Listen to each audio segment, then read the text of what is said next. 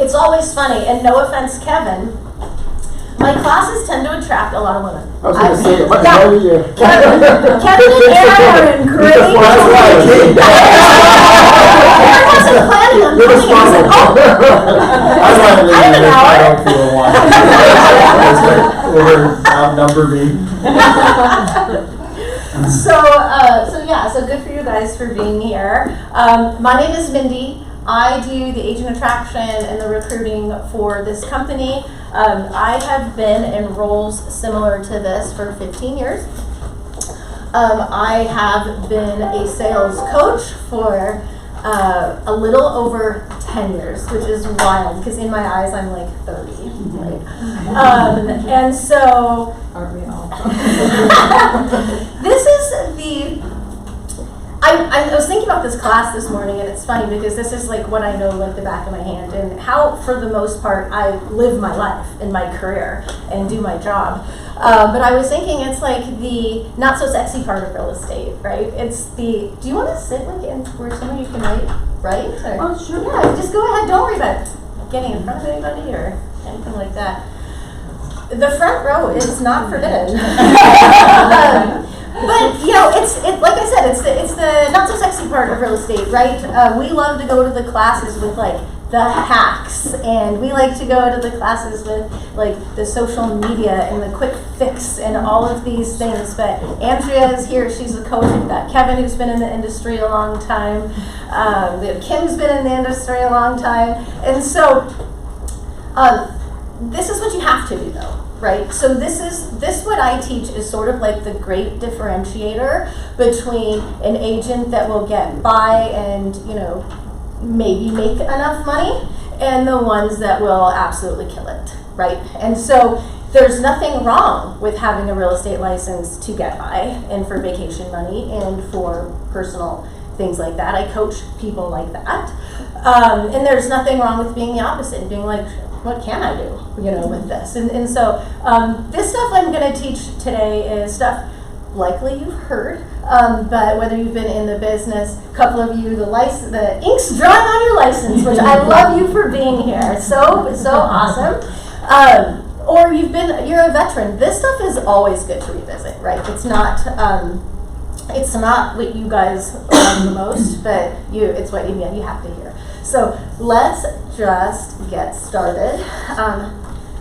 Summer is not over. Have you noticed? Summer is not over, and it's not going to be. How many of you have been here for over a couple years? Most of you. Yeah, it's not going to get cool till October, right? So it was funny when I was writing the copy for like my announcement. I was like, I said summer's over. Well, that's kind of like, yeah, right, Mindy. No, it's not. I'm not coming to your class. Just because you said that, But breaks are over. School's back in. Real estate is notorious, and some of you might be guilty of it, for turning off kind of in the summer here in Phoenix. We're like, well, we have a vacation coming up. Well, my kids are home all day, and that's tough. And, well, my husband's home more maybe, or whatever the case may be. And then over the holidays again. So when it starts to get close to Thanksgiving and the holidays, realtors go to sleep. Halloween hits, and it's like, hello, and then they don't resurface until pushing February. It's like they have a hangover from the holidays for January, and they start going again in February. And so I thought, let's put a class together, let's get everyone excited about the second half of the year, and let's get back to some basics. All of my training is in Mike Ferry sales training. If you are a veteran in the industry, you have heard of him. If you are newer, you've heard of his son, Tom. Mike is the literal first ever real estate coach that ever was. So anyone you know that's a real estate coach is a descendant of what he created. And so it is what the coaching that I was involved in for 6 years before I was asked to be a coach, and it's everything I know. And so Kevin, he and I have had talks about Mike Ferry. He's like, well, I knew I had to come to the class because I know exactly what you're going to remind me about. And so here we go. The other thing is you might be thinking like, well, you're a recruiter. What does that have to do with selling? And something that I want you all to know is that I know as much as some of you in this room will think I'm not a salesperson. I'll never be a salesperson. I hear this every week. I don't want to be salesy. Okay, the nuts and bolts of your job is you're a salesperson. It says it on your license. Okay, that's the first way you'll know. But sales is sales. Okay, so when I am in recruiting, I am involved in daily prospecting. I'm involved in lead follow-up. I'm involved in presentations, objection handling, lead gen, all of the same things you are involved in. I'm in a high rejection role, like you guys are. I get told no all day long before I get told yes. And so I do directly relate to a lot of the things that you guys go through on a daily basis, and how bad, quite frankly, it can suck. Okay? So today is exactly what you're here for. We're going to see where you are in your business. If you are new or newer, and there's not been business to be had, this class is for you too. We're going to talk about that. We're going to set some goals. How do I know what's a reasonable goal to set? How do I know what's even reasonable? That's a question I get asked all the time. Where do I start? We're going to work on a plan. We're going to talk about some habits you have or some that you might need.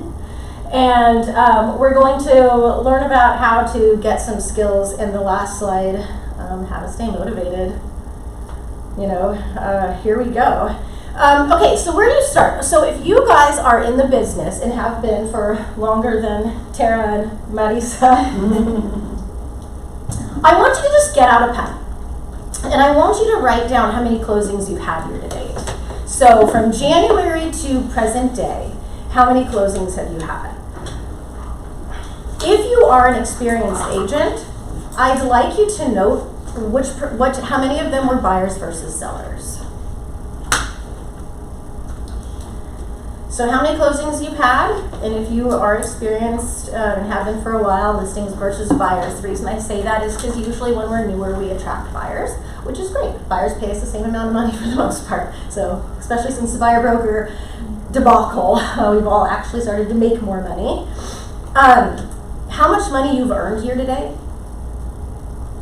It can be a ballpark. I don't expect you to know exactly, but give me a ballpark. How much money have you made year to date? And then those of you, how many of you are experienced actually set goals for this year, whether it was late last year or early this year? Did anyone set goals or write up a business plan? Oh my gosh. It's worse than I thought. It's worse than I thought. Okay, and so then what the difference between those would be. So for instance, if you wanted to close 20 deals, and here we are halfway through the year and you've closed 7, you're in a deficit of 3, right? So you need to find 13 and not 10. Okay, and then where did your deals come from? This is really important. Okay, a tiny lecture. If I see you walking through the hall and I say, how many deals have you closed so far this year? How much money have you made? You should know that. You should know it like, hopefully you know your bank account balance. Hopefully you know if which one of your bills still need to be paid and stuff like that. And it always surprises me. People will be like, I think I've made like 35,000, and it's like, well, you need to know that. The most successful people in anything know their numbers, right? And so one of the most basic things that you guys can always know is where you're at in the year in proportion to where you need to be, okay? And you always want to know where your deals are coming from. We're going to talk about this more, but if you see all of your deals come from one place, most common referrals, right? If they're always coming from one place, that is okay under one condition, and that's that you're making enough money or as much as you want to be making. If the answer is, I do all my business based on referrals and I'm not doing what I need to do, then we need to be opening up other funnels to put on, okay? So we're going to talk a lot about that today.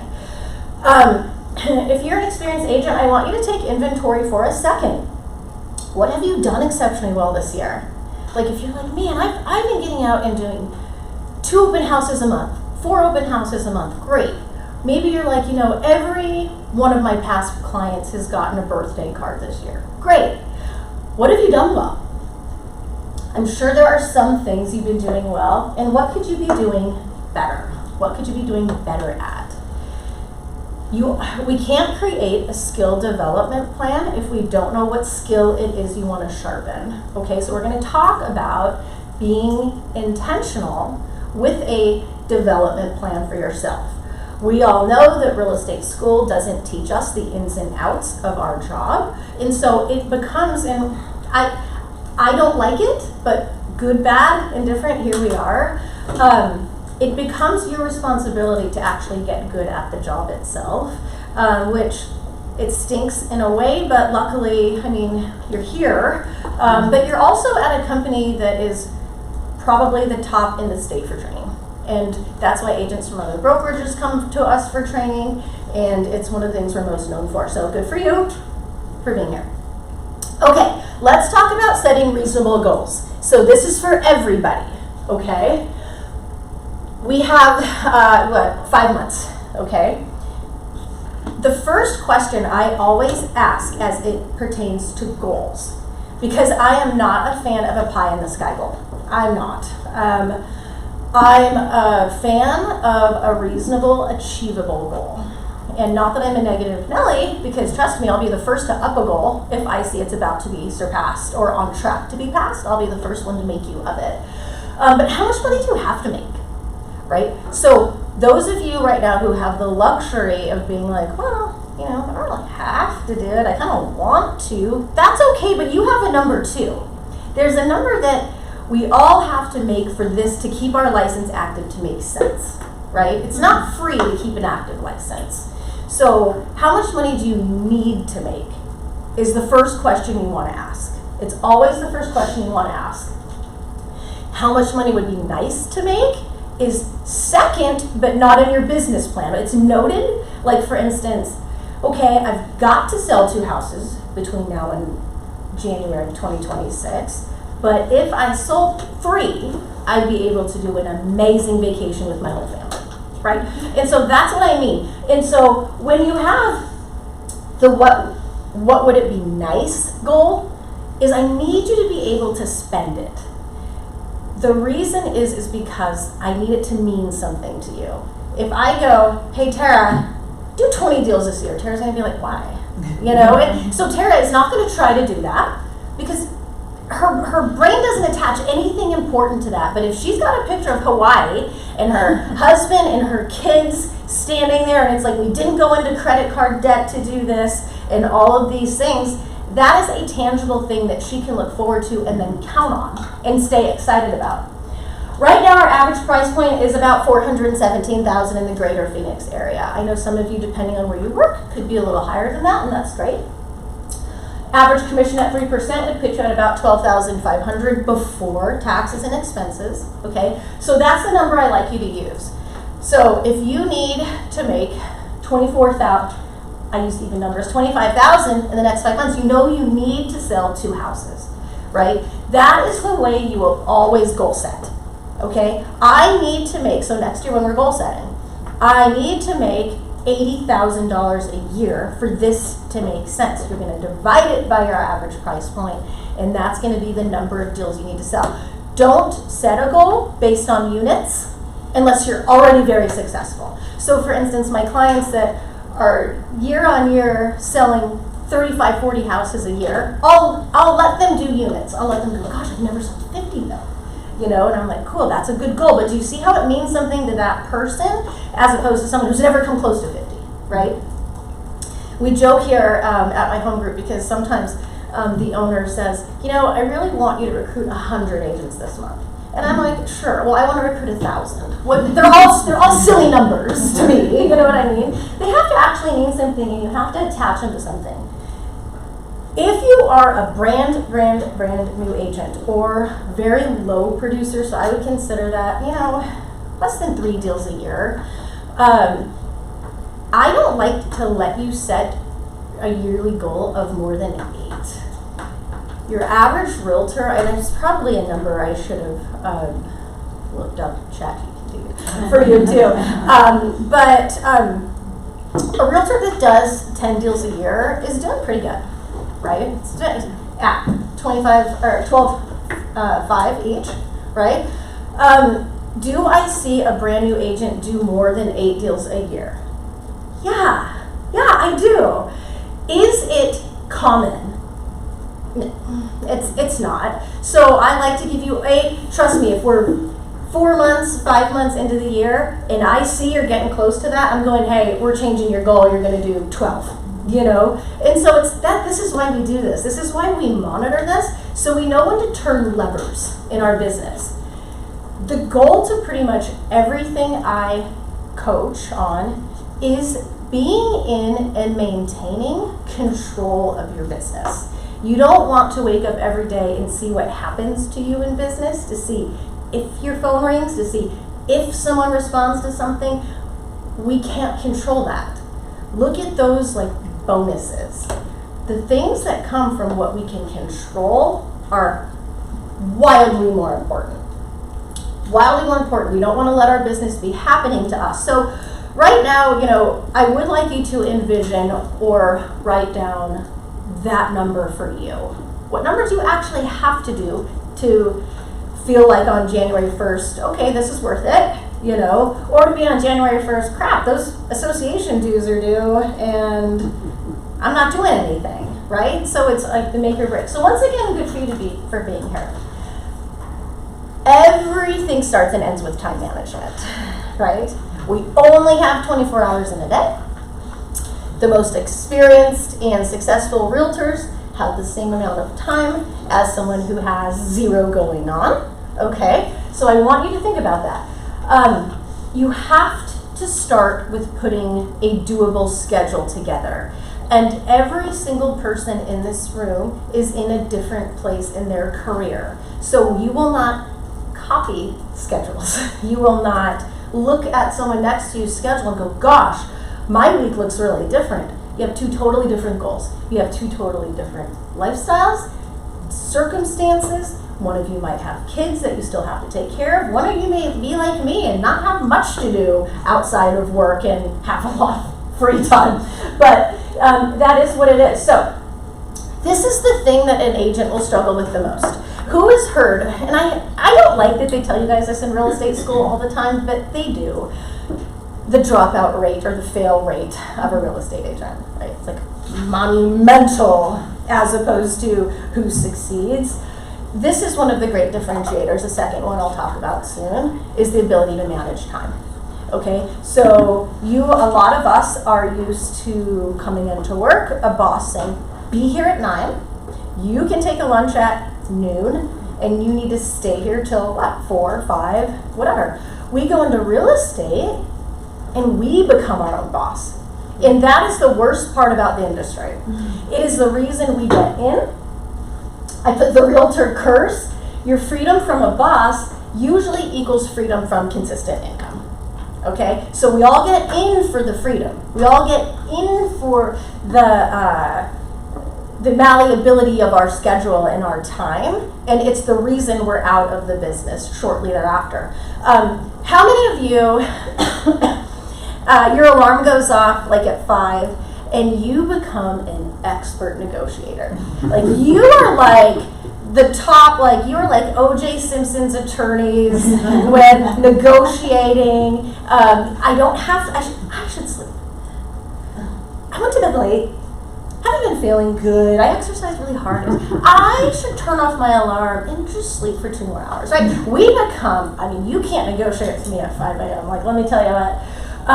That is the same thing that you guys fight when it comes to doing some of the things as a real estate agent, right? That aren't like the most glamorous things, right? Like creating a social media post and taking content photos, like that's fun, right? Like we love that part of the job, and sitting out and hammering 20 phone calls at your desk, that's so fun, right? So that discipline that a lot of us need to be successful, we don't inherently own, all right? So we have to manufacture it day on day on day until it does become more of a habit. And let me tell you what, it takes time, but you could do it. I recommend planning your week ahead, okay? I do it Sunday nights. You guys can do it whenever you want. I just found I was a single mom a lot of my life, and then even once I got married, my kids were kind of still my kids, you know? And so I didn't have a ton of time, and so Sunday nights is when I look, what do I have coming up this week, right? I don't like to keep a separate personal versus business calendar. I like it all to be in the same place. It's all important. School pickup and drop off is just as important as some of the meetings or classes you need to get to, right? So it's always a working document. It's never set in stone. It's in pencil, so we can erase what works and what doesn't work. But I like to go in there and first add in your non-negotiables. Your non-negotiables in your work days are going to be first, not second, not third, God forbid 10th, okay? First and foremost, talking to people.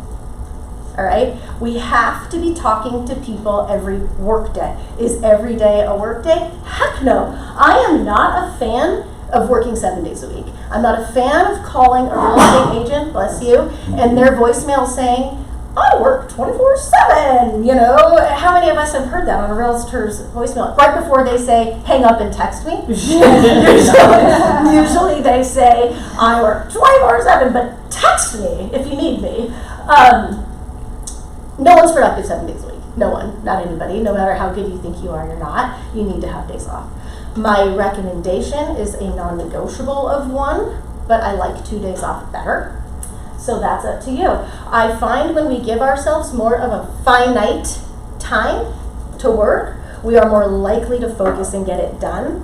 For instance, like today I think I'm kind of back to back till 3:30. I'll get everything done today. If I go to work and I don't really have an appointment to go to or something, it's kind of easy to like screw off all day. And then sometimes I don't even do like the one thing I was supposed to do, but then I get 20 done the next day. I like condensing things into a time frame. So plan your days off. So when you're Sunday night, you're writing up your schedule, plan the day off. Don't wake up and let the negotiator tell you today you deserve to have a day off. That is what realtors do. Next thing you know, you've been off for like 2 weeks. What happened, you know? So I like to plan ahead days off because once again, mentally now I've got that mindset of great, less time to get things done. I need to get it done Friday because I'm taking Saturday off. It is not taboo to take weekend days off as a realtor.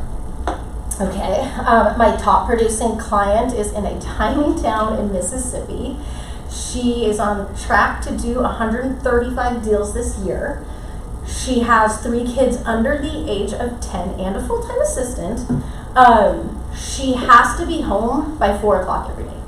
She has something worked out with her nanny for every like 10 minutes she's late. She has to pay her cash, some crazy, that's the way she holds herself accountable to making it home. And she rarely works a weekend. Rarely. Sometimes on a Saturday she'll go show. Very rarely. So when I tell you that everything can be done without taking all this time off, it's just being strategic and taking control of your time. Okay, so non-negotiables on your work days. What are the days you're going to plan on talking to people? We're going to talk about who and how and all of that stuff. That is the one non-negotiable, if I haven't mentioned it. You have to be following up with leads and making good on deliverables. Who here knows another realtor? Who here knows 80,000 of them. Right. I could go find Joe Schmo off the street and be like, how many realtors do you know? Do you guys know the average number? 12. I think it's like 5 or 6. Your average person, Joe Schmo on the street, you know, you guys are like me, your whole social feed's realtors, right? Or real estate. So I just assume everybody's a realtor at this point in my life. Your average person knows 5 to 6. If you're not making good on a deliverable, no problem, I know 5 more. I don't care. If I Google realtor near me, there's only like 25,000 that'll pop up. I've got options, and those people have spent hundreds of thousands of dollars to getting way higher than me. All right, so making good on our deliverables and following up, you want to look at as just as important as like an appointment. As important as if someone says, will you meet me to talk about selling my house? You know, that call back, if you say, I'll call you back at 12 o'clock tomorrow, you better be calling them back at 12 o'clock tomorrow. Every time you don't do something like that, you lose their trust a little bit and a little bit the next time.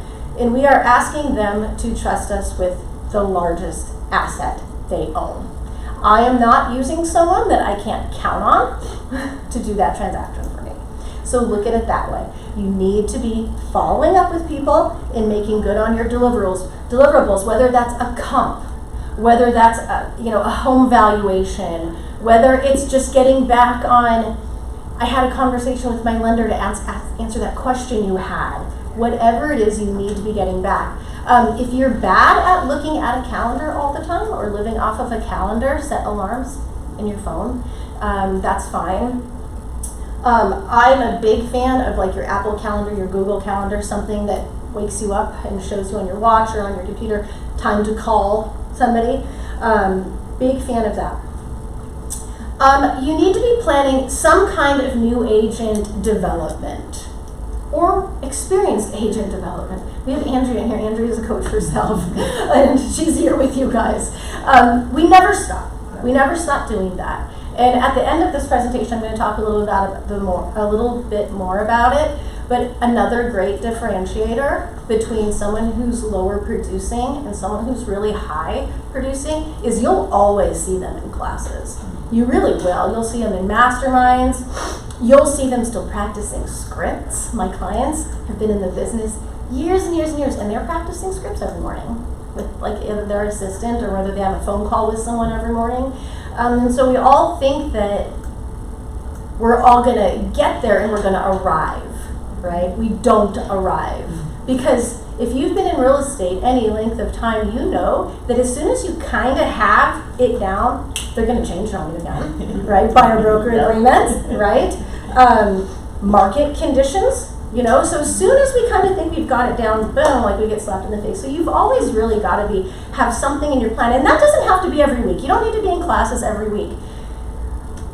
The double-edged sword of this is the agents who can have, like, you've heard of paralysis by analysis, right? So they don't want to do anything until they've taken every class and heard everybody speak about it. Well, I'm not the biggest fan of that either. You need to get out and start doing stuff at some point. So I'm a big fan of like our mentorship program and our coaching programs and stuff is because while you're learning, it's also pushing you out.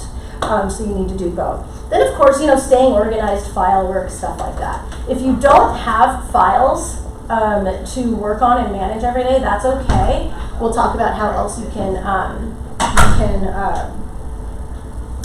spend your time. So your daily focus. When I said talking to people, there is something, have you guys heard of income producing activities? Income producing activities. That is any activity that you are involved in that moment that could lead you to deals. It could, so if I'm sitting on the phone for an hour, or let's say this, if I'm on TikTok for an hour, and I'm not an influencer already, that's not a money-making activity, right? That was an hour that I could have been working on making money that I wasted on not. It's a non-income producing activity. Some of the things in our schedule are necessary and they're dangerous because they're necessary, but they're not income producing. So necessary in real estate doesn't mean it makes you money in real estate. Have you guys read the book? Have any of you read the book Atomic Habits by James Clear? So, if you need a book to listen to, I listened to it. If you need a book to listen to or read, buy it as soon as you leave, you guys. It is, as soon as I finished listening to it, the first time, I started it right back over. And then the second time, I started it over a third time. It's so good. Anyway, so if you have, it talks about you have a to-do list. And let's say there are 10 things on your to-do list on any given day. The most dangerous items on that list are around like 3 and 4. Those are dangerous items because they are important. That's why they are top 5, right? But they're more fun than 1 and 2, right? 1 and 2 is the talking to people, the following up. I don't want to bug them. Oh my gosh, what do I say? What if they don't answer? Or the talking to new people. And then going, no, I'm not looking to buy a house today. Oh gosh, that breaks our heart in real estate. You know what I mean? Those are 1 and 2. You have to get them done. But 3 and 4 might be, gosh, I have to get that contract over, or I need so-and-so's signature on this. Those are important, aren't they? But they're not as important as 1 and 2. Because if we always focus on those 3s and 4s, if we always focus on that paperwork, on our files, on our desk and stuff like that, that means we're not looking for our next buyer or seller. Agents are notorious for getting busy, and then those deals close, let's say 2 or 3 deals close, and they're like, oh, I have nothing coming up. You start all over. It's not the end of the world, but what do we know about sales cycles? We have to do something for a good 6 weeks before we start to see it turn again. So now you start over at 6 weeks, when if you would have worked on your files and talked to your 5 people a day, you'd have what's coming up next all the time. And that's the business we're trying to build. One that goes like this, not one that goes like this. And I'm telling you, if you're newer, that's one of the other very, very common things we see. Feast or famine, all right? Okay, there are passive income generating activities. There are active income generating activities. They are all okay. I'm not a hater on any of these, okay? So let me explain myself. Our passive activities are things worthwhile to do, okay? They are, but they are uncontrollable of the outcome. Are we going to do these things? Yes. Can we count on the results from those things? No. Active activities are anything I can do where I can control what comes out of it. Remember, one of my goals for you as a sales coach is to have you be able to look at and then predict business. So for instance, let's say halfway through the year your circumstance changes. Oh no, my spouse lost their job. Now I need to make more money than I thought, right? Oh no, this other circumstance, maybe I need to buy a new house now, maybe your financial situation changes. These are the things that you will get involved in right away. These are bonuses, okay? If you came to me and you said, Mindy, I need a deal in 4 weeks. I need a contract signed in 4 weeks, or I gotta leave the industry. I'd have you only doing this, right? That's the difference. One's necessary, but you can't count on it. This is where a lot of us live. There is very low rejection here, right? What do I mean by rejection? I ask somebody, do you want to buy or sell a house today? And they say no. Maybe they hang up on me. Maybe they say, take me off your list. Are those things that happen to me every day of my life? Yes. Do I feel sorry for you? Not so much. So, passive activities. Posting on social media. Should you be doing it? Is that good? Yes. You want your family, your friends, your past clients, people you want them to know you're a busy realtor. That's a good look for you. It's good advertising. We're going to talk more about that. Putting flyers on doors in your neighborhood, working your geographic farm. Great idea. Uncontrollable, right? Open houses, and I'm going to justify that. I can put up 1 million open house signs. And I can sit there and I'm just waiting with my flyers and my bottles of water. I cannot control how many people will walk through the door that day. I hope. In Phoenix, God forbid it rains. No one's going to walk out of their house that day. It's like we're like moisture. Oh no, we go back into the house and then we can't drive either. We drive 5 miles an hour. So all of these circumstances, working on your files, important, attending classes, files, emails, networking, worth doing, worth being part of your plan, uncontrollable. I can mail out 100 mailers, 1,000 mailers, but I don't know if my phone will ring off of it, right? We're gonna do it anyway because the advertising and the marketing is good, but these are where you really want to focus your income producing time. Okay, so when I say income producing activities, DMing people on social media, do you see how that's different than posting? Posting, I post, and first of all, with the algorithm, I just hope to God anyone sees it. My algorithm at this point is weird. So I don't know but if I DM someone, I've started a conversation. So I might say something like, Andrea, oh my gosh, your daughter's birthday party looks so fun. How have you been? She writes back. Now we're involved in a conversation, right? A controllable act. Will everyone respond to you guys? No, you don't, but keep it in mind.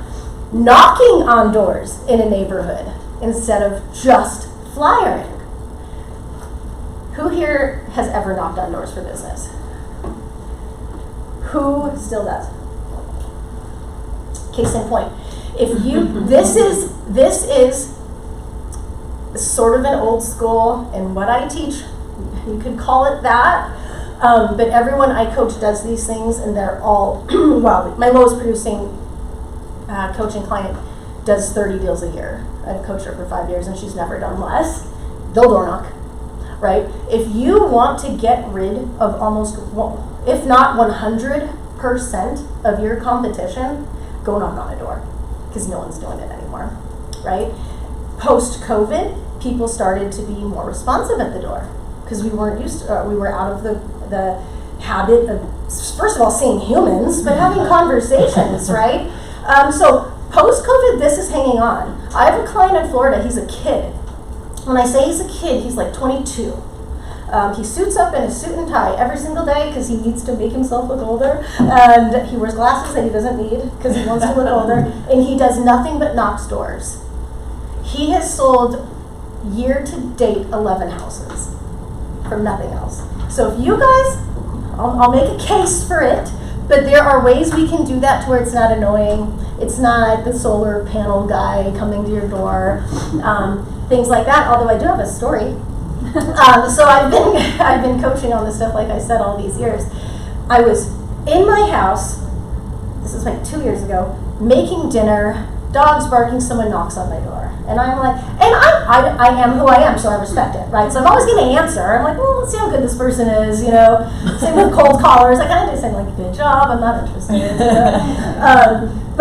So he comes to my door, and I answer, and he's sweaty, a dude, and I'm like, well, what's up, And he's like, I'm selling fresh water dispensers, and like a subscription, a monthly subscription. And I literally was like, I need that. I've been putting this off just out of laziness for probably the better part of a year, and I'm schlepping water jugs in my house all the time. And I was like, I was almost mad that I was saying yes, but I was like, how fast can you have this set up? I'm in the middle of making dinner. He's like, 5 minutes. I'm going to do it. I have it to this day. I have it to this day. Right place, right time. Right? That's all we're looking for in a day, is people who might be looking for us. Is everyone that we talk to in a day looking for us? No. Right? We are selling the thing, unless you're selling yachts and jets, we are selling one of the most high premium products on the market. All right? So the lower the price point of what you're selling goes, the higher your odds go, right? So if I'm selling a car and it's $15,000, that's easier to do than a house that's $500,000, right? So this number is a lot less candidates than this one. That's the profession you chose. So good, bad, or indifferent, here we are. You're gonna hear no a lot more than you hear yes. And that's just the nature of what it is. That's not a bad thing. If someone were to ask, Marisa, if someone were to ask you today, are you looking to buy a house today? I'd say no. Okay. You're not. That's okay, right? I'm not. There's nothing to get offended about. They just don't need to buy a house today. But we tend to attach this negativity to it. Like, that's bad, right? It's not. We're just asking a lot of people questions and hoping one lands. If one lands, I make $12,500, right? That's worth it, yeah? One time someone said, to my coach, to Mike Ferry, someone said, well, this is just such hard work. Talking to people every day. We were in Vegas at the time, that's where his headquarters is. And he goes, hard work? He's like, it's 1:17 in Vegas today. There are people on top of the highest casinos in the city doing construction. That's hard work. I'm asking you to pick up a phone and talk to people today. Can you see how that doesn't seem seem like hard work to me. So let's keep everything relative, okay? Inviting neighbors to your open house. I can turn a passive activity into an active activity that way. Low rejection, right? I'm doing an open house and I go, well, gosh, I can set up 100 signs and I can hope 10 people walk in, but I can't control that. What could I control though? How many conversations I have before I even step foot in the open house. So let's say you're doing an open house on a Saturday. 10, let's say you go out Friday evening or Saturday morning while it's still cool, and you knock on some neighbors' doors and you hand them a flyer. You go, hi, Mrs. Seller, I'm holding your neighbor's house open from 10 to 2. Please come if you like, or if you know anyone, please invite them. It's non-confrontational. It's a conversation. You'd be surprised how often, nosy neighbors, have ever heard that term? You'd be surprised how often they go, how much is that house going for? What does it look like? How many bedrooms? We all want to know. We all kind of want to know. And then sometimes, like, gosh, my mom wants to move close by, or something like that. This turns into active prospecting. I give my coaching clients the ones that still do open houses, the non-negotiable for them is they have to have 10 conversations before they go sit in their open house. For your guys' reference, that could be an hour and a half of knocking on doors, right? So it's a commitment, and we'll talk about the time that it takes you to have these conversations. Calling people to make sure make sure they know you're a realtor, or they remember you're a realtor. Guys, we have lives. If you told me you became a real estate agent 5 years ago, love you to pieces, but I'm not thinking about you. I've got my own family, friends, I have 4 dogs, I have a job, I love you, but I'm not thinking about you being a realtor. But if you remind me here and there, several times a year, which this is a whole other class, to be honest, I know some of you have been in that class that I teach, they need more reminders than that. We need to live here in their brain and not packed back here. The only way for us to do that is to remind them, right? It is the difference between me sitting at work today and them going, gosh, my husband and I are thinking about putting our house on the market. And I go, how exciting, good for you, Or my husband and I are thinking of putting our house on the market. I'm like, you've got to call Monica. Oh my gosh, please, let me give you her name and number, right? Because you're here.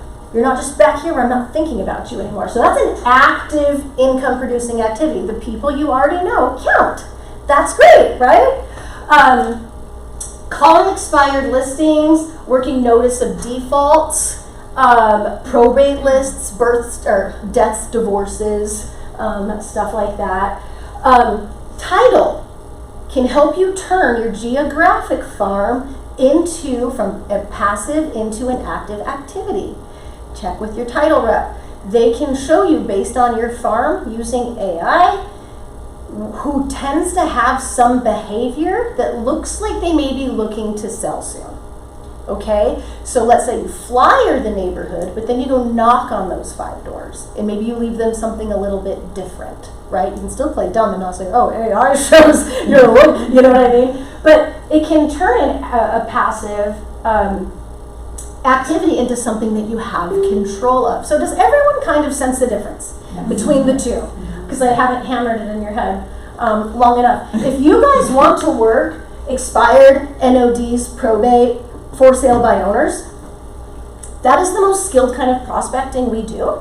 But I can help you. Talk to me later, okay? I don't want to spend too much time on it because I know it is the most aggressive objections we get. Who here has ever worked expired and for sale by owners? So it's the highest rejection thing that we do. Usually we're competing in those situations, so even if someone does say yes, it's like us and 3 other agents are going to be talking to. We're competing against who knows who at that point. So it's higher skilled. I'm a fan of everyone doing it and trying it. I'm a huge fan of that. Well, never mind. I'll talk about that in a minute. Okay, so where does your business come from? Where will it come from? I want you to end up with 4 sources.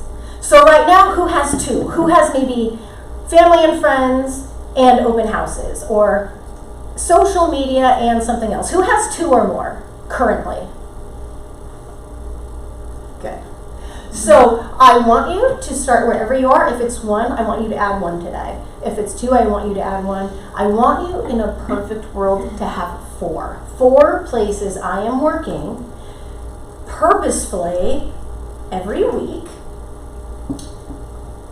on and on and on. Okay, social media can be 1. Open houses can be 1. Your family, friends, past clients, they can be 1. What is going to be your 4th? The more lines you have in the water, the more fish you're going to catch. All of sales, and remember, we are salespeople. We are salespeople. It's all numbers. It's all it is, right? So when quarantine happened, none of us had ever seen anything like it.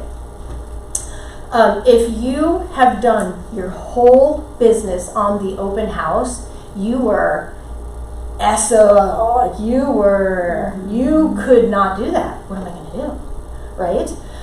If you were only door knocking, can't do that anymore. What am I going to do, right? With the market always going like this, we had a pretty good run there for probably a decade. It's probably the last time we'll see that in a while. The market will always ebb and flow. Interest rates will always adjust, and things will always happen in this industry we cannot control. That's why we hyper control the things we can. Okay?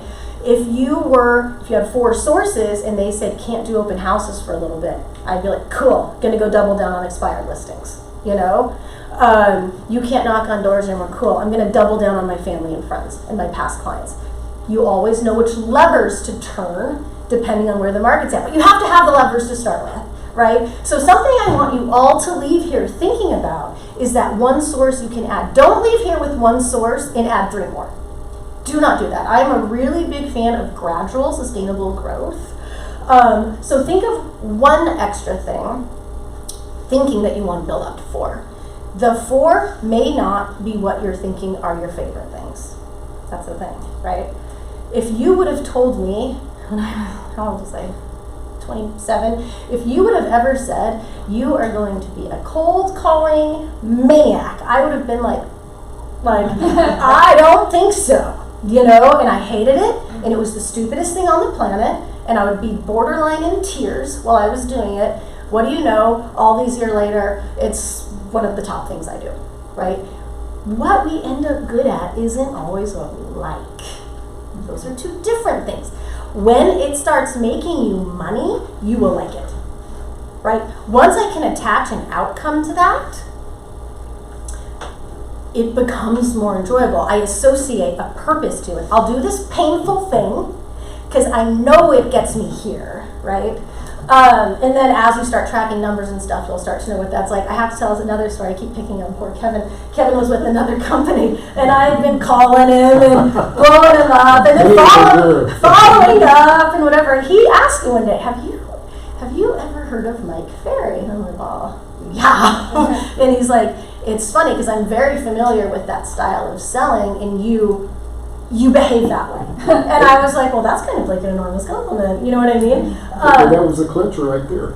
Remember, I was It was, at USA, and I couldn't decide until you mentioned that. So Right? he used his techniques to sell me. Does it work? Does it work? Right? And so that's why I say, like, for instance, sometimes like with our internal mentorship program here at the company, in real estate brokerages in general, here's something you guys want to know about real estate brokerages if you don't already.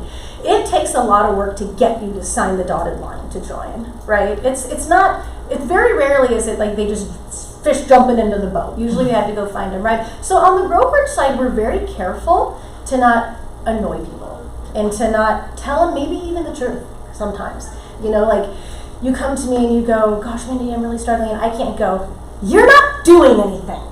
That's why." You know, you'd be like, "Well, I'm going to the home smart," you know? So it's really hard in the brokerage world for us not to like kind of tiptoe around a person.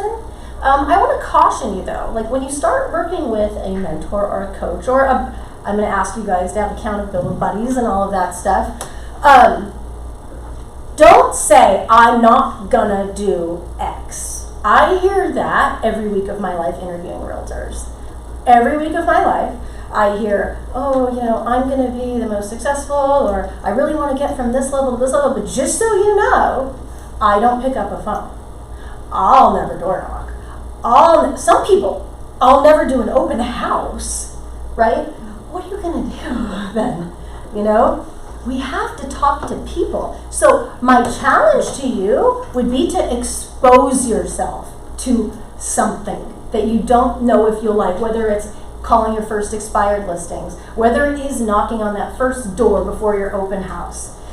Challenge yourself to know, A, it's not gonna kill you, and it can actually be very nice and pleasant, and it can make you money. $13,000 from knocking on someone's door seems like a fair trade, right? So keep open that way, because like I said, what you end up good at isn't always what you think will be your favorite thing, okay? We're not here to do our favorite thing. We're really here to do a job. At the end of the day, are you all here to make money? Like, if you boil it, yeah, we love people, we love our job, we love, happy buyers, yeah, all of it. But if you boil it down, are we not here to make money? Yes. Okay? So if you're not making money, you're not doing what you're really here for. We've got to open our mind up. I'm really happy with you to talk about your sources, any of you. But not like, I'm going to charge you for it or something like that. Like, that's not what this is about. How will you know what you're doing is moving the needle? We'll talk about that. I recommend, if you guys are just starting here with me today, maybe your business isn't where you quite want it to be, maybe you're just getting started. Start with the people you already know and who know you. It is always going to be the lowest rejection thing that we do, right? It's not common for our cousin to be like, Mindy, scram, and hang up on you. Well, I hope. Maybe some of you, I don't know. But you're not going to want to do that. They already like you. It's a great place to go back to. So if you're talking let's say you have a bad experience. Let's say a deal falls apart. And you're like, gosh, I really was relying on that commission. Oh my gosh, we're starting back over. If I call 5 friends, or depending on the relationship you have with your family, like if I call my sister, those kind of lift you up. So these are always a good list of people to have. Think of your current coworkers, if you currently have a job, your current coworkers. If you don't anymore, your past coworkers. Think of your spouse friends, your children's friends. Think of the people you're already talking to in a day. Start there. Look at me, I'm in front of you guys today. We're all in front of people every single day. Start there. So I'm going to challenge you to find a certain number of conversations a day. This will make your life a lot easier, guys. And when we start talking to people, don't be a secret agent. That's like a silly thing we say in real estate. Don't be a secret agent. Make sure everyone knows you're a realtor, right? I had a client, this was 5 years ago. She was taking my advice. She's pumping gas. She's like, I need a bottle of water. So she goes into the gas station and she gives him her bottle of water and she's waiting and she strikes up a conversation. She's like, just so you know, random, I'm a realtor. Just thought you should hold on to my card, whatever. And he goes, oh my gosh, I might want to buy a house. The gas teller. This is not a lie. This is not a lie. It's funny because she actually RSVP'd for this class thinking it was virtual, and I was like, if she was here, that would have been a great story. And sure enough, she sold the house. That's awesome. Right? But if she hadn't see how it's no harm? Because worst case scenario, if you would have been polite and said, oh, thanks, I'll hold on to it, whatever, who cares, right? Your server's in a restaurant. Your bartender's in a restaurant. The coach at your kid's soccer practice. The people you are already seeing every day, strike up a conversation, right? Anyone that you do business with on a regular basis, think about that. Who do you already do business with on a regular basis? You have an insurance agent. Some of you might have a landscaper. Some of you might have a pool guy. Some of you have a hairdresser or a barber, nail techs. Think of all of the people who on a regular basis you're giving money to. You want them giving you money in return. Not quid pro quo. I'm not helping you if you don't help me. Those are two different things. I'm willing to support you. Will you support me? So here's something that you can think of. Let's take the hairdresser example or your pool guy example. You guys, think about the people in your life who are in front of people all day just like you. Right? And they're not in front of the same people as you. Your guys' consumer is a buyer or a seller, right? Your hairdresser, your pool guy, your landscaper, they're in front of homeowners, right? They're in front of a different base of people. I want access to those people. I want their people. My people can only ever get to be this big. I want theirs, then I want theirs, and I want theirs. There's only one way you can do that is to ask them, right? How many of you have sat in orientation? And I've been in there. Kevin has. In every orientation, one of the things you'll hear me say is, and hey, if you're talking to someone out on the other side of the deal, and you think maybe they're not so happy, have them call me, right? It's like a script. It just comes out all of the time, anything I'm doing. That's the way I want you guys to be, right? So if you are sitting with your hairdresser, and I go, mine's name is Lacey. What if I said, hey Lacey, is it okay if I carry around 5 of your business cards to give, because people will ask here and there, right? And would you hold on to 5 of mine? So if one of your clients brings up buying, selling, or just might have questions, might just need some advice, would you hand them my card? They say yes every time. They do. One of my clients keeps small envelopes with like 10 business cards in her purse because she wants them ready to hand out to people. When you start reciprocating, oh, so-and-so, Mindy said I should call you, or hey, Mindy gave me your number, can you come look at my pool or whatever? That makes me want to go to work for you, right? So it's reciprocal. Every person you're giving business to on a regular basis, I would ask that from. And then remind them. And then if you do send them a referral, do it like a group text. So you're positive, at least if they didn't use them, you thought of them, right? Like those things get you a lot of leeway with people. Okay, anyone you have ever worked for in a real estate deal, whether it came to a sale or not, whether maybe they're a renter, maybe you met them in an open house, anyone that you have their contact info should be in your database, right? They are people that you went through the trouble of getting their contact info. If you have ever sold someone's house or helped them buy a house and you are not talking to them, who's talking to them every 3 months right now? Anyone you've ever sold a house to? Oh. Every 3 months. You need to be talking to them a minimum of every 3 months. What do I say? Anything? Just choose the holidays. You can choose. A birthday is a great excuse. Christmas is a great excuse. Home anniversary is a great excuse. I'm a fan of building in excuses, so I'm not like, gosh, what am I going to say today to this person?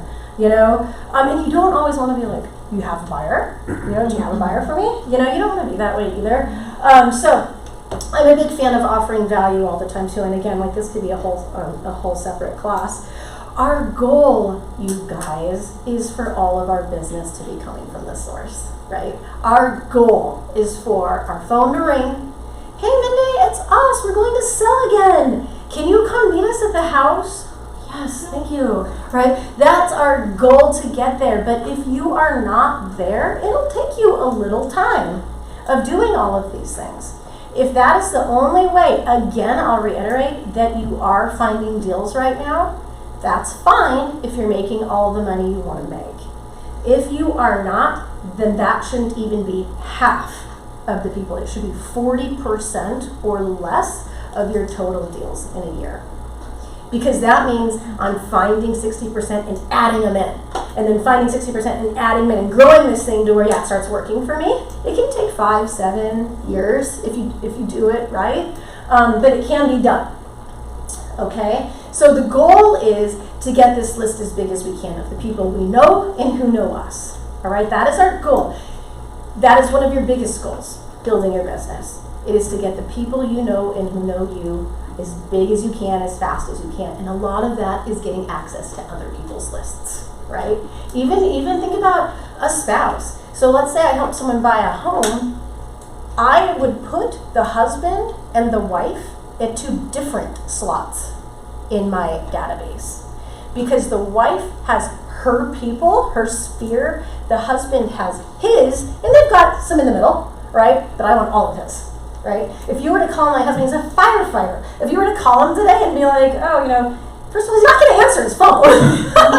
He's not going to check the voicemail either, which is fascinating to me.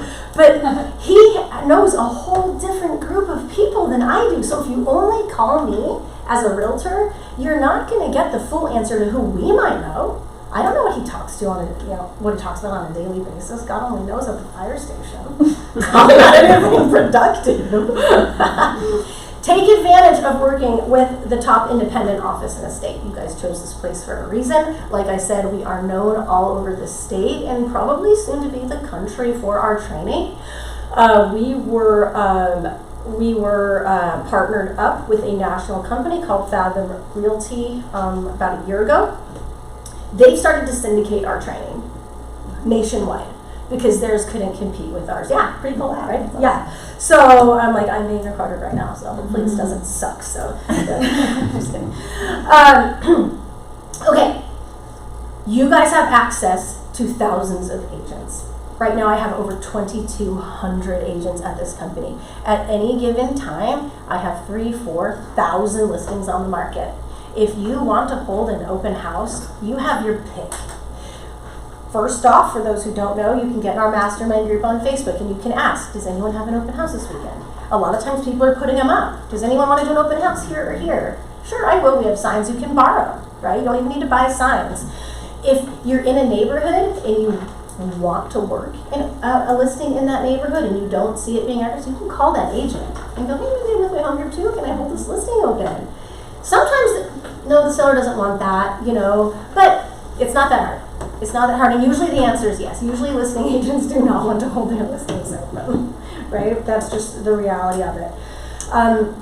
Circle prospect around that house. So if you want an activity that you could leave here and do, besides talking to the people you're already going to talk to on a daily basis, talking to the people you already know and know you, people you give money to, this is something you could leave and do this weekend. You could find an open house. My recommendation is you do it a few days in advance. So let's say I do Sunday. I am calling my favorite title rep because I don't want to spend any money or as little money as I can. And I'm going to say, hey, here's all this info. Can you print me, 100 flyers? They're going to say, would love to, right? I would get there a little early or the night before. I would go talk to a few of the neighbors and show myself that it's not going to kill me, first of all, but also maybe market myself at the same time. And there you go. It's free. It didn't cost you anything. Maybe if you buy water bottles, I think we figured out they're like $3 for a case at Costco or something like that. So making money doesn't have to be a lot of money. Yeah. That was weird. Yeah. So circle prospect. You guys, it is not illegal to advertise someone else's listing, right? You learned in real estate school the brokerage technically owns the listing, right? It's confusing, but you can advertise other people's listings. So let's say Joe has a listing in this area. Like, gosh, I'd love to work in this area, and my home group has a listing there. You can create a just listed flyer, right? My home group, you can have your picture on it. You could even say compliments of Joe if you want. I don't even believe that's required, to be perfectly honest, just for marketing. And you can hand those out. You guys, no one is the wiser, right? Your average consumer isn't any wiser on it. They don't know it's not your listing. You could put it on social media. I see people do it every single day. Look at this listing, compliments of so-and-so, you know what I mean? No one reads that compliments of. They think, gosh, look at Mindy, she's busy, good for her, right? Or they think, oh, well, this realtor's advertising this listing in my neighborhood, I should call her though, right? The herd mentality. I want to use who the people around me are using. Right? That's a thing in psychology. Use that to your advantage. Utilize lending and title, right? They have a lot of free things they could do for you. If you do not have a lender or a title rep that you have like a good reciprocal business relationship with, I recommend you set a meeting right away, like this week. I would recommend even it's Zoom or something like that. You guys, they have so much free stuff they can give you. I am not a fan of spending a lot of money, right, on your business. So utilize everything free you have first. see where the needle moves, and now you know where to put money, right? So let's take the open house example. Let's say I start out with open houses. I'm keeping it cheap or free, so I'm using title to print flyers. I'm borrowing signs from the office, and stuff like that. Let's say I go, gosh, it's been 2 months, and I've got like 3 potential clients or 4 potential. This looks like it's going to stick as a source, right? It's time to put money into it, right? Let's go buy my own signs with my own name on it, my own logo, whatever it is. That's how you know. Like a lot of people, they want to come in and get an expensive website or something right away. I'm like, you don't know if that source is even going to hit for you, right? For every agent, real estate's fascinating. For every agent I know that like lives and breathes by their website and their internet presence, I'll show you one that has no clue they even own it. They're like, I have a website? Oh my God! It's like, oh my God, that's great, I didn't know. For every agent that says open houses don't work, I'll show you 10 that built a wildly successful business on only the open house. So you've got to be careful what you believe in this industry and what you really listen to. Keeping up with classes, you guys, our monthly mastermind's pretty good. We always have like a top producing guest, and everyone's in the room, brand new licensees, veterans, the owners of the company, and we all just sit around and share best practices. So stay plugged in. Once again, it goes back to that need for development on an ongoing basis. Is that both in class and on Zoom or In person. Oh yeah, it's the mastermind's in person. in person? Yeah. You're not too far ahead. No excuse there. And they really are excellent. I've been to almost everyone since I joined, and they are phenomenal. See, and she's one of our top. So you see what I mean? Like everyone takes something from it, and it's Good. the other thing that is really cool about this company and this culture is that our agents are very giving toward each other, right? So it's not like. So I think it was the last mastermind we had. Wildly successful guy. And he was like, well, someone said, like, how do you keep track of this, or this? And he goes, well, I have a spreadsheet I actually created, and that's how I keep on top of it, whatever. And he's like, you know what? Everyone here just email me. I'll just give you my spreadsheet. And I'm like, how cool, right? Like, he could have easily been like, oh, no, that's mine. Like, go create your own, But our culture is really, really kind and giving that way. So when we plug in and we expose ourselves to this kind of things, we can leave with these ideas. If you would have asked me like 5 years ago, I would have said, stay the heck off social media. It's stupid. It's a waste of time. It's a distraction and all those things. Okay, well, fast forward to me moderating a social media panel like 2 months ago, 3 months ago, with 4 agents who use different mediums. One was like YouTube, one was Facebook groups, a couple were TikTok, Instagram, whatever. Killing it. Just killing it.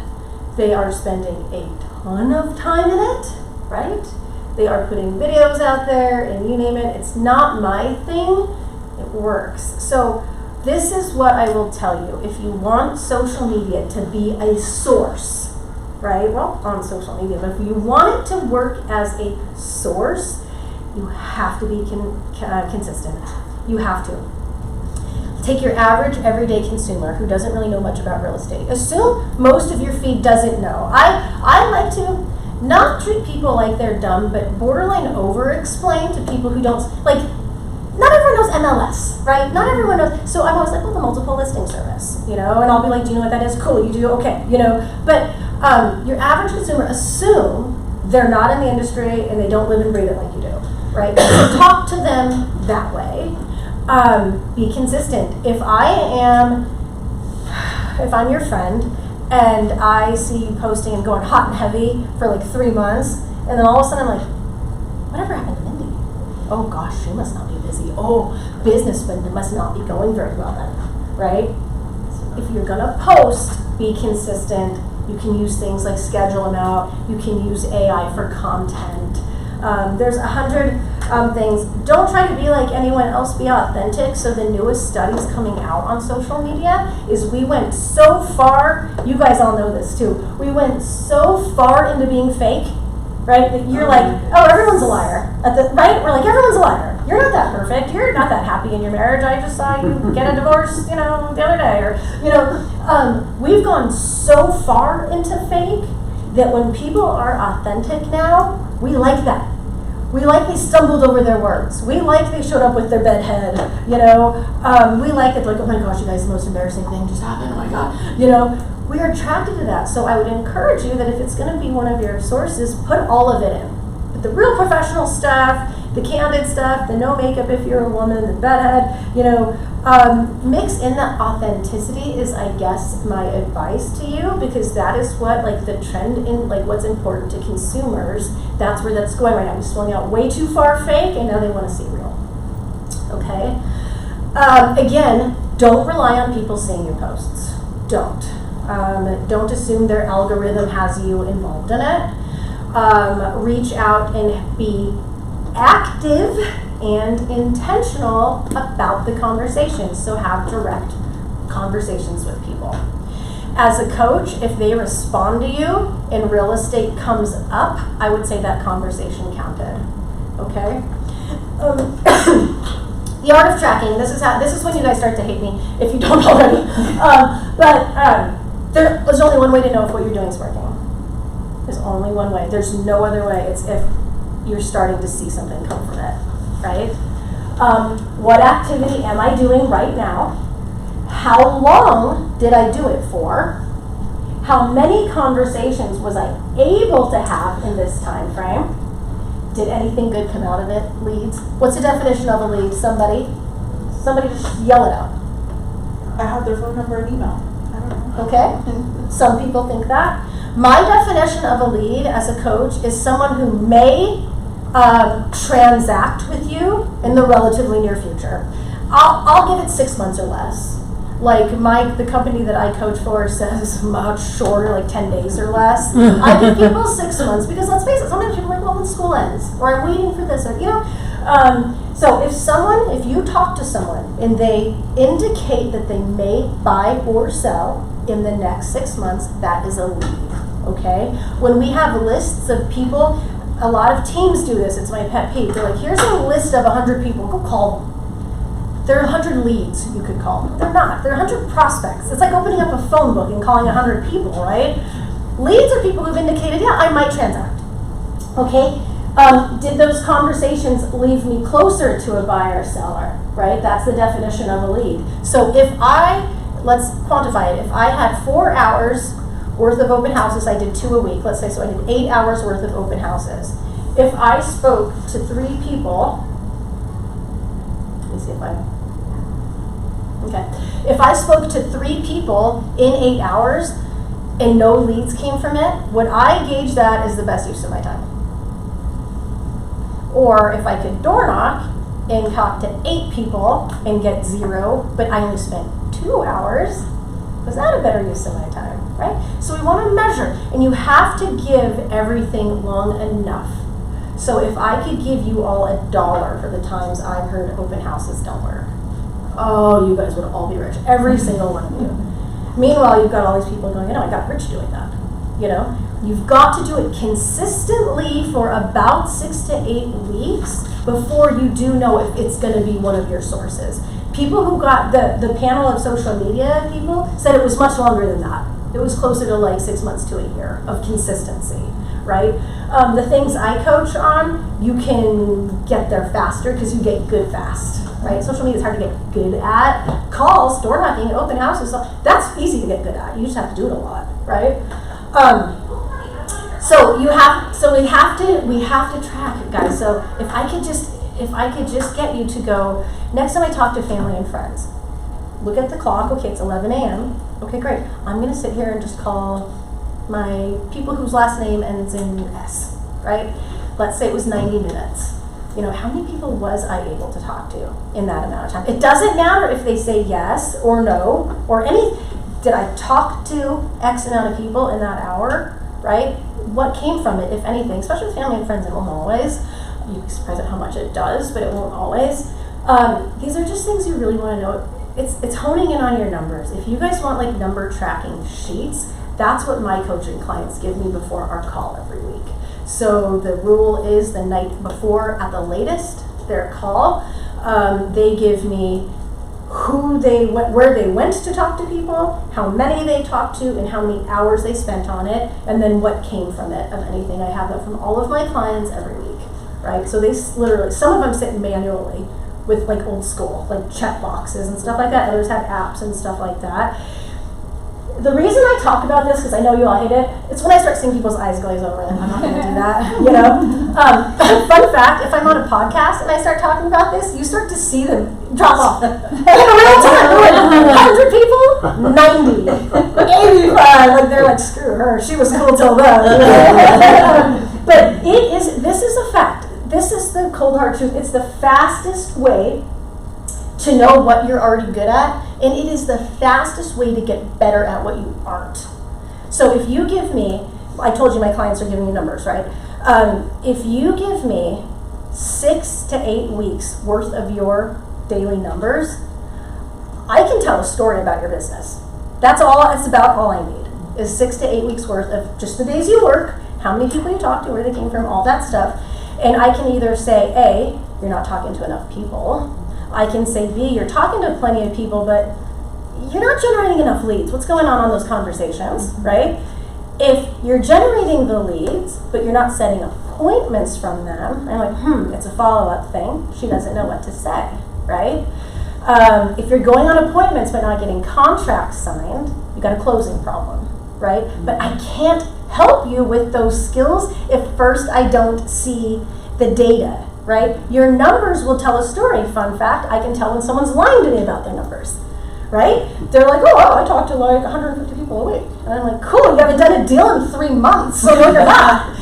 Even by accident at that rate, you find somebody that wanted to buy or sell a house. You know, you could be the worst agent in the world. If you talk to enough people, someone's going to be like, well, yeah, you know, and it's like, have you guys ever met a real estate agent that's like randomly successful and you're like, how? You're like, what? They're kind of like thumbs out, like, I don't know. And they're just getting out there. They're just unapologetically getting out there, and it hits. It's numbers, right? Okay. This goes back to making good on your deliverables. The majority of your deals will come from your lead follow-up. It's pretty rare to meet someone, and does it happen? Yes. In an open house where they go, yes, I want to buy this house right now. Does it happen? You guys, yes, it does. Is it common? No. What's common is like, oh, hey, thanks for coming to an open house on Saturday. You know, plenty of other houses like that in the neighborhood. You know, is there a chance I could actually? A lot of times it comes from that, right? So you have to make good on your deliverables. You have to keep word, whether it's setting that alarm in your phone. Adding information. So let's say they came in and they had their 2-year-old. Oh, how's your son, by the way? Did he end up having a good weekend? You know, those little things help us gain trust with people. So gaining some facts about people are a great idea. Keep notes. If you have a database manager, great. If you do not, again, don't spend money on it right now. Start keeping it like in an Excel spreadsheet, right? Their name, their phone number, their email address, maybe a note about what you need to do next, right? The reason I say the don't spend money thing is because we are your IntelliAgent account, a CRM, is going to be turned on to that later this year. So it's rolling out in phases. The first phase was our transaction manager. The second phase is going to be agent websites. The third and last phase is going to be more lead gen and CRM capabilities. It'll be included. So it's like, you can wait a few months. Do the free thing. But you need to have a way to keep track of it. If you're doing an open house once a week, twice a week, eventually those 5 people came in are going to be 10, 15, 30. I don't know who was what anymore. As much as I thought I was going to remember you, I'm not. Sometimes I talk to someone and then they'll like text me like 4 days later and I'm like, gosh, who is this? And I'll have to go in my CRM and I know exactly who they are. You know what I mean? But if we're talking to a lot of people, that's natural, right? It's going to happen. Create a skill development plan. We're running a long time, which is crazy. You guys, you have to have a plan. What do you need to get better at? Don't just go to a class to go to a class. This is the worst thing you could do, no. But better to be like, ooh, this class is on having the best open house you could ever have by someone who built their career on it. Okay, if that's what you want to get good at, go to that. If you know you need to get better on the phone, I know I need to get better on the phone. seek out training that way, right? So be intentional. I have my clients write down a skill development plan by the quarter so that it's a plan. So every week when I talk to them, I'm like, what have you done to work on your negotiating skills? Like what is, what are you involved in? Some read books. I'm like, where are you at in your book? What have you learned? But they're intentional about it. So they're not just kind of like flying. Do you see a common theme in all of this is like the intentionality of it? A lot of us, we get in this business and we just kind of let it happen to us and we're just like hoping for the best. It's not the way we want to feel, right? I am, even if it's just the courage to reach out to new people, which I'm glad I wrote that, if you need help with that, you just need an accountability buddy. Like if you leave here and just grab someone's phone number and be like, hey, let's like text each other every day and say who we're going to talk to today, 10 past coworkers, 5 past coworkers, whatever it is. Here's what I want you to know, that if you don't want to do it, that's okay, but you should remember this. Your competition is doing that. They're getting better every day. And so you can decide, do you want to keep up or pass them? Or do you want to stay where you are and watch these O's that you guys didn't even like? You're like, how are they doing this? Like, that's what they're doing. They're getting good and they're getting better all the time. So you want to be intentional about that. You guys, we have classes, we have mastermind groups, we have team leaders here, we have mentors and coaches. There are scripts. If you don't know what to say, I've got scripts for you, right? Scripts don't work. Okay, well, it's how I live my life. They work plenty good, right? It's how my coaching clients live their lives. They're living plenty good, okay? Scripts work. If you don't know what to say, then let's figure some things out. Objections in real estate tend to all start to look the same, right? I'm an expired listing. I'm going to use the same agent, okay? For sale by owner. Bring me a buyer. Right? They all start to say the same thing. We just have to learn what to say back to those things. There's always going to be something that we don't know, but for the most part, we're going to know the usual things they say, and then we'll know how to respond, right? You can get good at that. That can be something that you do intentionally. So consistency is key, and this is like the part that I kind of feel sorry. If you came leaving, I was going to give you some like motivation hack. There's no such thing as motivation. It is fleeting. You've heard this. Motivation is BS, right? All of that stuff. I am really, really motivated today. What about when I'm the master negotiator at 5 a.m. tomorrow? I'm not motivated, right? So you don't just have it. You don't arrive there. You don't arrive at a state of always motivated, okay? You arrive at a state of being consistent. Whether I feel good or not today, here's what I'm going to do. If you're on a diet, you guys, whether I feel good or not today, I'm going to eat the salad. Whether I want it or not, I'm going to eat the salad, right? It's the same thing in all of our lives, right? It goes. It's not just real estate. It's anything that you want to show will be the product of what you were consistent doing. I read this fascinating fact the other day that it said, we are not who we think we are. We are like the representative of who we're trying to be, right? Who we are is what we do all the time. Not that, like today, I jogged 3 miles. I was like, yeah, I'm a runner. I'm gonna jog for it. Like, when's the last time I did that, right? It's what I'm trying to be, right? It's not who I am until it's what I do every day. If I do it every day for 60 days, I'm a runner, okay? And so this is the same thing. I want you to look at it that way. Like, the biggest differentiator between an agent who is successful versus one who is not going to be is the ability to show up on the days they don't want to, right? Those 5 people you need to talk to today, well, I've heard it all too. I have a cold, I have a hangnail, I stubbed my toe, couldn't get to it.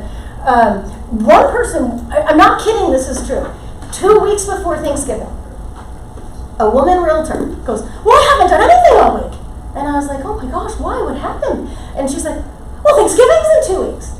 And I was like, what am I doing wrong about Thanksgiving? That 2 weeks in advance, I'm not prepared. Like, what? Where have I dropped the ball? You know? But you guys, people's excuses can be wild. You know, my son had a cold. Okay, well, my client doing 130 deals here has 3 kids under 10.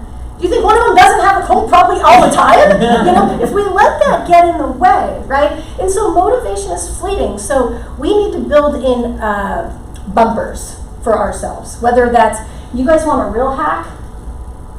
first of all, print out, like I said, that picture of Hawaii or whatever it is. If that's a car. One of my clients last year on her vision board for the year was a Range Rover. And one day, about halfway into the year, I got a picture of a car lot with a Range Rover on it. She was like, I did it. And I was like, oh, frick yeah, right? Putting things out where you can visualize them, right? Even if it's just like a check. Like, I'd love to get this check, you know? Whatever it is. Share your goals. Don't keep them to yourself. So you're all thinking of something today. You're all thinking of some kind of transaction goal, some amount of money, right, that's important to you. Maybe it's your daily activities. So my daughter, when she was a little girl, she used to know I had to talk to like 15 people a day. And she'd be like 8, and she'd get in the car from school, and she'd be like, did you do it? And I'd be like, yeah, you know, and she'd be like, yeah, you know, and she, like, want the highest account about it? Tell your kids are going to do something. Like, did you do it? And then if you would, I know somebody, it wasn't one of my clients, but I know somebody who attached it to something like, hey, if dad hits his goals every day for 5 days, you choose where we're going to go out to dinner on Friday night. So those kids, they're like, you better be doing it, because they want to get, you know what I mean? So whatever it is for you, spouses are really good. If you guys have a spouse, you know, like, to this day, I've been doing this for 15 years, my husband would be like, well, how many hires? What'd you do? What'd you do this week? You know, and I'm like, he doesn't care. He doesn't know the difference if I had 2 or 15. But we those are good. Those are good bumpers to put, because we are going to mess up. We are the best negotiator on the planet when it comes to ourselves. So these are safeties to put in place, right? Share your goals. Put them up. Have them on your refrigerator. Have one at wherever you work during the day, whether it's a home office, whether it's here. If you need, you're in the car all the time, put a sticky note in your car. Be looking at it all the time, because we're like squirrel all day and we forget. It'll remind you all day, right? Here's why I'm doing this. Here's why I'm putting up with this. Here's why I'm driving at 100 degrees and pounding signs into the ground in you know, high heels or whatever the case is. Share your goals. Share them. Even if you're like bashful and you don't want to tell your family and friends, share them with me. I'll check in on you. You know, I'll be like, you know, hey Kim, where are you at with that? And she'll be like, I don't know how many deals I've done this year, because that's all. Remember, we are always going to hear no more than yes. I want to pound that into your guys' head, because it's the one thing that discourages us from doing something. Gosh, I talked to 30 people today. Every one of them said no, right? Gosh, that's hard. That really weighs on any one of us. It weighs on me, you know, it weighs on any one of us. So we have to do things that help us stay positive. So we have to take care of ourselves in our mindset. Your goal, if I have a client who hates no, who hates no, hates to hear the word no, is getting used to hearing the word no, whatever, like doesn't faze me anymore at this point, but try to collect no's. So your goal for, let's say, so today is Wednesday, so let's say for Thursday, Friday, your goal is to call, let's say 5 people you know, or knock on 5 doors, or whatever the case is, and just try to get someone to say no to you. Once they say no, cool, bye, have a good day, and hang up. Just do it. I promise, if you hear enough no's, you will hear a yes, and you're gonna go, oh. And it's funny, because a lot of times people are on the way out the door. They're like, I once had a client who was knocking on a door, and he'd heard no, you know, no. And finally they go, well, yeah, I was thinking so. And he's like, okay, well, have a good day. And they're like, no, I said, yes, maybe. He's like, oh, really? Like, try to collect no's. If that's what you need to do in your mind, let's see how many times I can hear no today. Let's just see. Let me challenge myself, right? I recommend having some kind of a routine. You guys, it's not to wake up at 3:30, David Goggins, you know, do 15 workouts, eat like a liver, or, you know, sustainable habits. So I wake up, I have coffee, I write out a couple of things I'm grateful for. That is a hack. That's a happiness hack. You guys know that, right? It is a legit, you can Google it, it's a happiness hack. If you want to manufacture happiness right now, write out 10 things you're grateful for. That part of your brain gets turned back on. So there are some hacks, unfortunately not to selling, but at least to being happy. So do some of those things. Be nice to yourself. Visualize your goals. Look at your goals. Revisit them often. A lot of times at this time of year, your average realtor had a plan. They don't know where it is. It's someplace. They looked at it. They probably threw it away. You know what I mean? Have it out to where you see it all of the time. And then I put worst case, call me. Like sometimes my clients will call me and we call it like a swift kick in the butt. Like you see that swift kick in the butt today. They're like, gosh, everything's going wrong right now, and this is stupid, and I'm gonna go get a job. How many of you ever thought that in the business? I'm gonna go get a job. Yes. You guys, I have coached people making like $300 grand a year, and they're like, screw this. I just want to go work at Target. Like, I'm not. I just want to go work at Target. I don't have anyone breathing down my neck. I don't have anyone calling me after work. I miss this simple life. I'm like, who's going to pay you that much? What do you know how to do that's going to pay you $300 grand a year? In all reality, like, what are you good enough at? They're like, well, absolutely nothing. I'm like, well, then we're going to show back up to work tomorrow, you know. And so that's how it is. So have somebody that you can do that with. If you guys want to talk one-to-one about your plan, that's fine. Andrea is here. She is a coach as well, so she's always a resource for you guys, and she's lucky enough to be with our company. This is my cell. This is my email. And I'm happy to help you guys do it because it's what I'm passionate about, and I'm in the boat with you, you know. I have a high rejection job too. I have to practice things too every day. I've got to show up on the days I don't want to as well. So I feel ya. And I'm happy to, you know, come up with a plan for you. All right. Does anyone have any questions? I finished 4 minutes late. I didn't think I would even go an hour, so that's great. Thanks for coming. Thank you. And I'm excited to hear how good you guys all do. Starting tomorrow, or even today if you're really excited.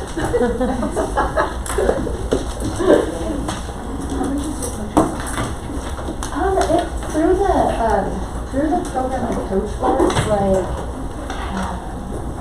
it's like $12.50 a month. And then yeah, it's like $12.50 a month. And then what happens is like I make like commission on it. You know what I mean? So I make the whole $12.50. It goes toward the program. I can just go on the side. It just gets hard because when you start to like do business, then people are like. But when they can feel it, like just enough, they're like, I'm gonna go do it. Yeah. You know? Like my class just Exactly. Thank you. That's something that I But yeah, you know, like even once I was talking to a nutrition coach, and I was like, how much do you charge for like airtime? Okay. and then I'll I just They gotta do the won't work follow for unless I can make the price hurt. same. You know what I mean? Like it's not like if I'm gonna spend it's like my negotiation with myself. Like if I for instance when I have memberships, it's less time. I get up early But my goal, my thing with myself is if I don't go 5 days a week, I have to